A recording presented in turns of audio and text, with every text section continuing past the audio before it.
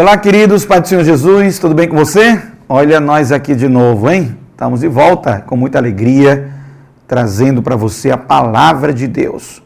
Sempre é um prazer ter a sua audiência. Muito obrigado. A sua companhia para a gente faz muita diferença. Eu agradeço a Deus pela sua vida, agradeço a Deus por estarmos juntos nessa caminhada de pensar, meditar, refletir sobre a palavra do Senhor para que seja guia para a nossa vida. A reflexão na palavra de Deus tem esse objetivo. Não é só o pensar pelo pensar, mas é o pensar para agir. É o pensar para direcionar a nossa força, a nossa motivação, tudo que está dentro de nós ser canalizado em direção dos aprendizados, das aplicações, daquilo que absorvemos do conhecimento que é compartilhado através da palavra de Deus. Tá bem? É para isso que estamos aqui sempre trazendo a boa semente da palavra de Deus. E o meu desejo contínuo é que essa palavra frutifique em teu coração. Que ela encontre espaço, que ela encontre pousada dentro de você e que você absorva, que você entenda que ela é luz para o teu caminho. A palavra de Deus é luz para o teu caminho. Essa é a minha oração quando eu falo contigo. Essa é a minha intercessão a Deus, para que o Espírito Santo possa trabalhar dentro do teu coração, te fazendo entender aquilo que está sendo dito aqui, tá bom? E na hora que você entender, você absorver. E absorvendo, você poder colocar em prática, viver essa palavra na sua vida. Esse é o sentido de estudarmos a palavra de Deus. Nunca eu te incentivo a ter o conhecimento pelo conhecimento. Nunca eu te incentivo a apenas absorver dados e informações, a compreender questões de ordem de linguística, de ordem histórica, de ordem geográfica, filosófica. Apenas por isso é muito pobre você simplesmente conhecer por conhecer. O sentido do conhecimento sempre é trazer uma ação efetiva para gerar maturidade e crescimento na tua vida. Essa maturidade, a palavra de Deus traduz como temor ao Senhor, o respeito que você tem a Deus nas suas ações. O quanto você leva em consideração Deus naquilo que você vai fazer. Você diz assim, rapaz, eu vou fazer isso. Aí você diz, peraí, o que é que a palavra de Deus me diz para fazer? Como é que ela me orienta para resolver uma situação dessa? Qual deve ser a minha conduta diante de tal adversidade, de tal contratempo, de tal enfrentamento? Toda vez que você faz isso, você está não apenas levando em consideração o conhecimento pelo conhecimento, mas transformando esse conhecimento numa prática. E nisto há temor de Deus na tua vida. E se esse temor está presente na tua vida, pode ter certeza, a sabedoria vem junto, porque o temor do Senhor é o princípio da sabedoria. Já falamos sobre isso em outras oportunidades, não é verdade? Então vamos lá. Vamos seguindo aqui, livro de Provérbios. Eu estou agora, capítulo 10, versículo 25, eu vou relembrar a partir do 25, e nós vamos entrar um pouco no capítulo 11, vamos aí até o versículo 14, temos uma leitura bem legal para fazer hoje. Eu espero que esses versículos, que falam de assuntos tão variados e ao mesmo tempo defendem os mesmos princípios, apesar de abordagens diferentes, apesar de expressões diferentes utilizadas ao longo do texto, mas os princípios que o livro de Provérbios de Salomão está trabalhando são princípios sempre repetitivos, para ver se a gente absorve, para ver se a gente entende. Por isso que ele faz expressões, ele faz colocações, ele escreve repetidamente, abordando aspectos diferentes da mesma questão, para poder enfatizar que aquele princípio ele é importante para a sua vida e para a minha vida, para todos nós, tá bem? Porque eu desejo muito que a sabedoria de Deus venha sobre sua vida e que você aprenda a ser sábio. Pega o conhecimento junto com a inteligência e produza a sabedoria através do temor do Senhor, que é o fundamento de tudo isso que nós estamos falando. Ok? Vamos lá? Diz assim a palavra do Senhor, versículo 25 do capítulo 10, diz: Como passa a tempestade, assim desaparece o ímpio, mas o justo tem perpétuo fundamento. Como vinagre para os dentes e fumo para os olhos, assim é o preguiçoso para aqueles que o mandam. O temor do Senhor aumenta os dias, mas os anos dos ímpios serão abreviados. A esperança dos justos é alegria, mas a expectação dos ímpios perecerá. O caminho do Senhor é refúgio para os retos, mas é ruína para os que praticam a iniquidade. O justo nunca será abalado. Aleluia! Mas o ímpio não habitará na terra. A boca do justo produz sabedoria em abundância, mas a língua perversa será exterminada. Os lábios do justo sabem o que é bom, mas a boca dos ímpios somente o que é perverso. Balança enganosa é abominação para o Senhor, mas o peso justo é o seu prazer. Já estou no capítulo 11, ok? Do livro de Provérbios. Vindo a soberba, virá também a afronta, mas com os humildes está a sabedoria. A integridade dos sinceros os encaminhará, mas a perversidade dos desleais os destruirá. A riqueza nada vale no dia da ira, mas a justiça livra da morte. A justiça do sincero endireitará o seu caminho, mas o ímpio pela sua impiedade cairá. É mais uma palavra que ele repete várias vezes. A justiça dos virtuosos os livrará, mas na sua perversidade serão apanhados os ímpios. Morrendo o homem ímpio, perece a sua esperança. A expectativa da iniquidade se perde. O justo é liberto da angústia e o ímpio a recebe em lugar dele. O hipócrita com a boca danifica o seu próximo, mas os justos são libertos pelo conhecimento. Na prosperidade dos justos exulta a cidade, perecendo os ímpios a júbilo. Pela bênção dos retos se exalta a cidade, pela boca dos ímpios é destruída.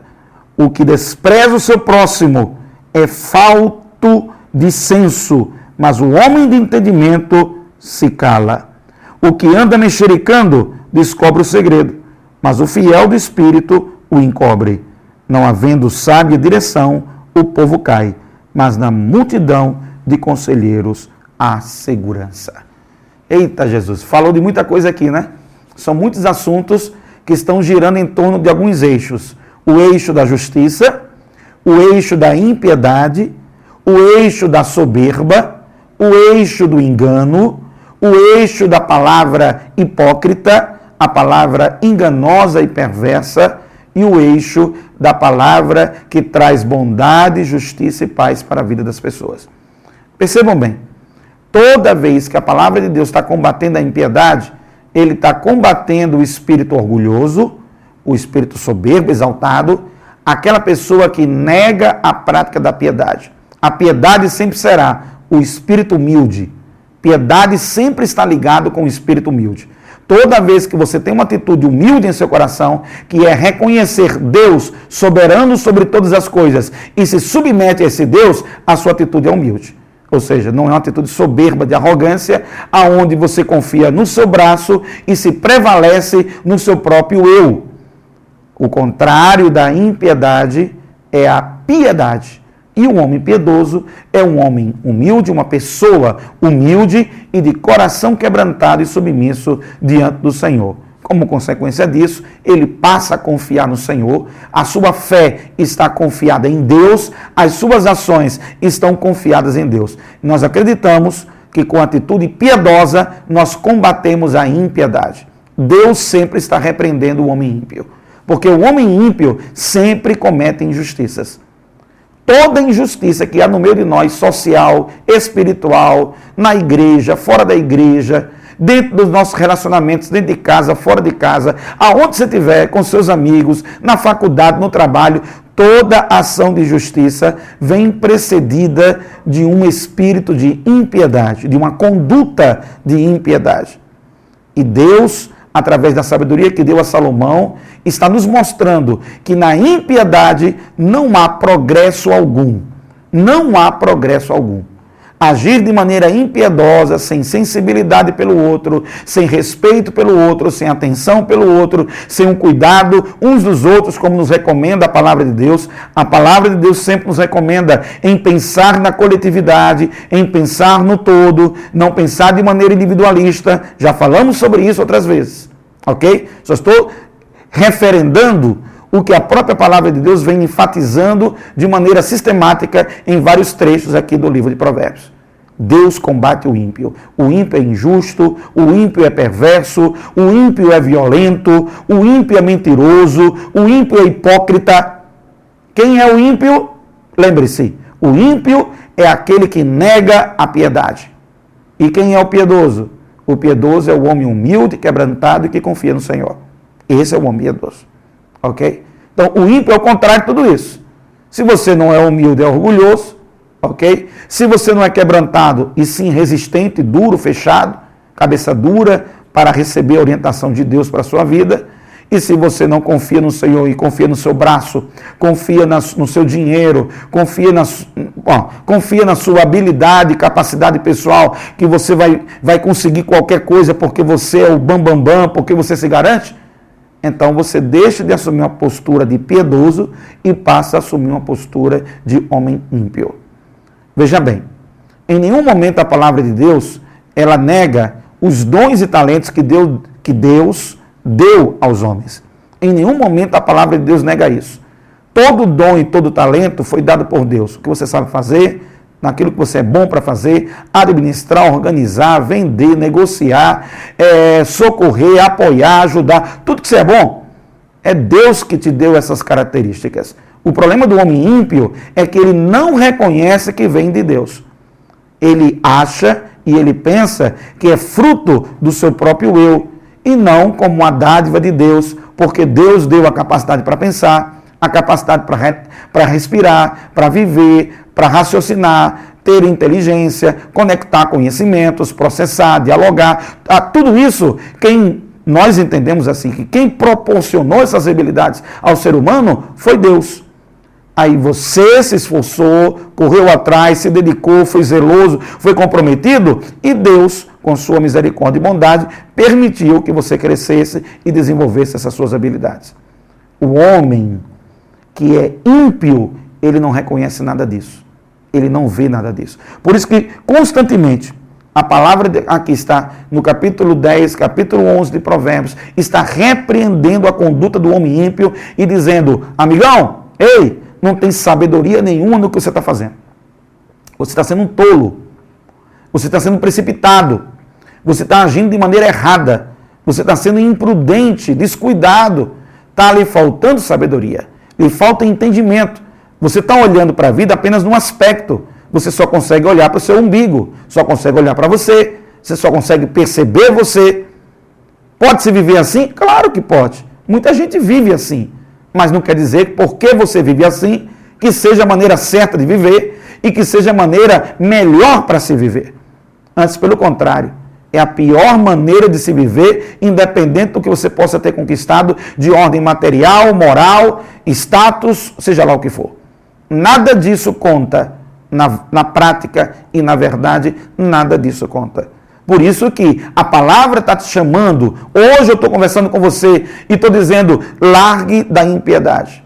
Não tenha uma conduta impiedosa.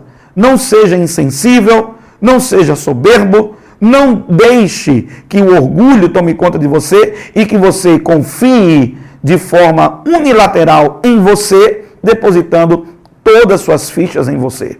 E esquecendo que tudo que você tem provém de Deus. Reconhecer isso é gratidão. Reconhecer isso é ter uma atitude de humildade. Reconhecer isso é se submeter a Deus. Estar debaixo da direção de Deus. É aí que vem a conduta piedosa e vem a sabedoria para você.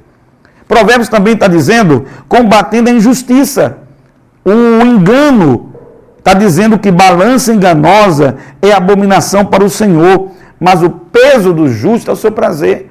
A palavra de Deus aqui, além de combater o ímpio, ele combate condutas deste ímpio que age de maneira enganosa, desleal, de maneira, não importa quem prejudique, não importa quem faça mal, sempre procurando 171. 171 é aquela expressão da pessoa enganadora, da pessoa que ludibria, que quer levar vantagem sobre os outros em detrimento dos outros. E está dizendo que a balança enganosa é abominação para o Senhor. Ele já disse isso aqui, o livro de Provérbios, já repetiu isso em outros versículos lá atrás.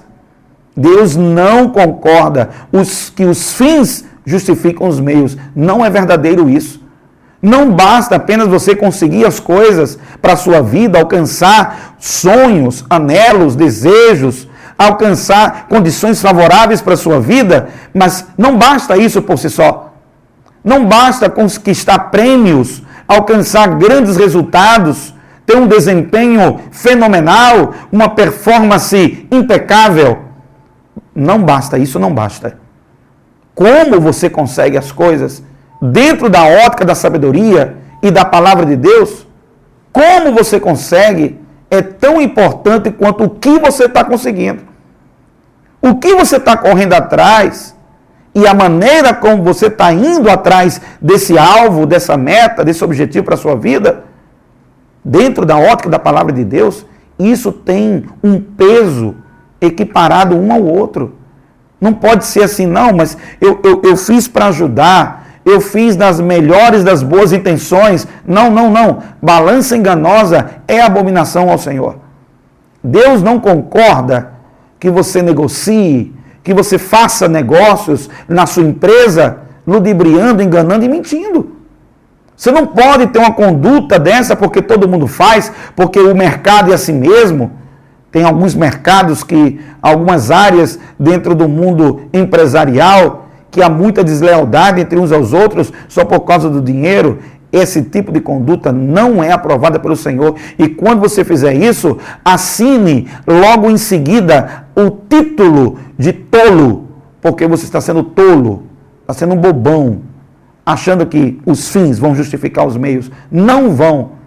A ética, a integridade, a honestidade, a lealdade são princípios defendidos pela palavra de Deus, são princípios morais, são princípios que devem estar presentes na vida de qualquer ser humano e, em especial, em destaque, naquele que serve ao Senhor, naquele que se declara como imagem de Cristo, cristão, seguidor de Cristo.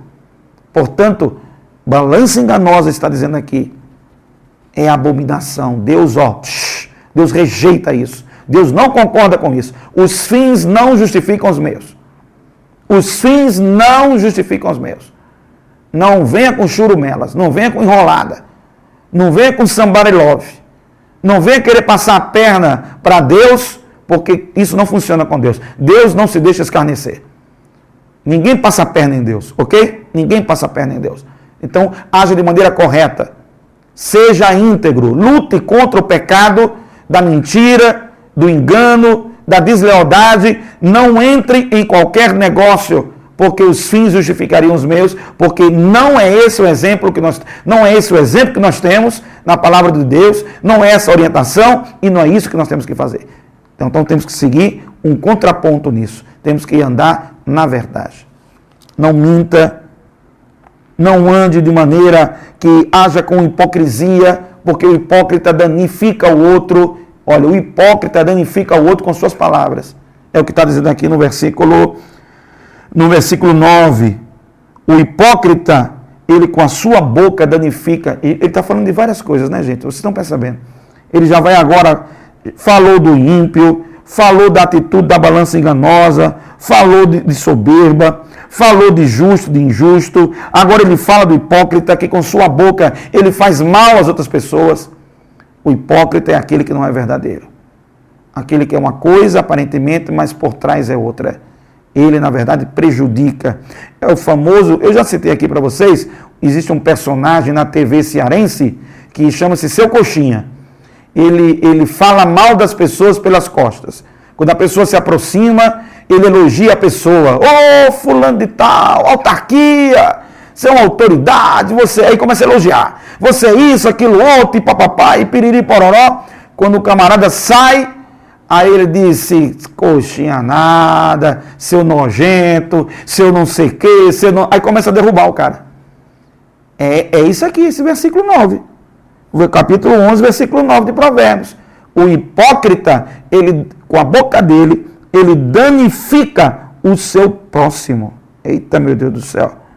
E olha, e quem despreza o seu próximo, diz o versículo 12, tem falta de senso. Quem despreza o outro tem falta de senso. Meu amigo, nós não sabemos o dia de amanhã e temos que ter uma atitude sempre generosa para com todos. Não despreze o seu próximo. Sempre seja sensível a ele e procure sempre. Por último, termina. Olha o que vai aqui. Vai dizendo aqui que o que anda mexericando descobre o segredo. É verdade. Ele começa a falar sobre atitude aqui de disse-me-disse, de fofoca, falar o que não sabe, o que não viu. Isso é uma prática muito terrível, lastimável, abominável. Nós temos que repreender, toda vez que a gente puder repreender esse tipo de atitude, repreenda. Olha, gente, eu sei que às vezes é chato fazer isso.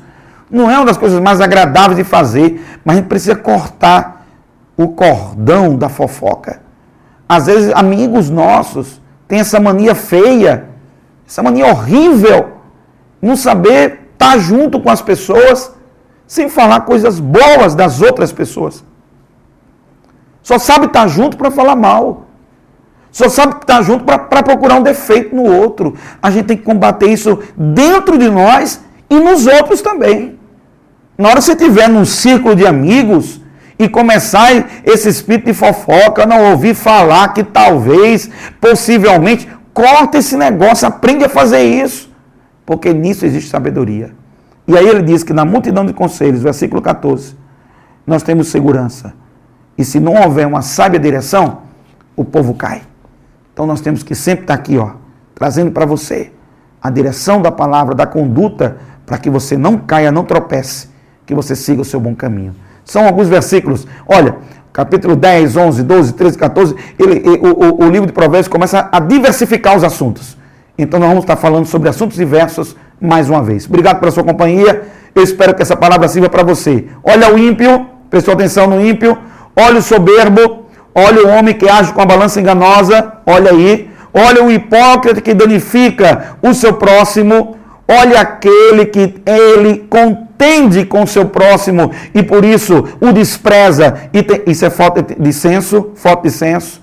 Olha o mexeriqueiro, corta a corrente do mal, corta o telefone sem fio. O famoso telefone sem fio. A história começa de um jeito e termina do outro. Corta esses disse-me-disse. Isso não edifica. Não deixe que tua casa se transforme num puleiro de disse-me-disse. Não transforma a tua casa nisso. Transforma a tua casa num lugar de adoração e glorificação ao nome do Senhor, que é isso que é para ser, tá bom? E por último, sempre procure conselhos.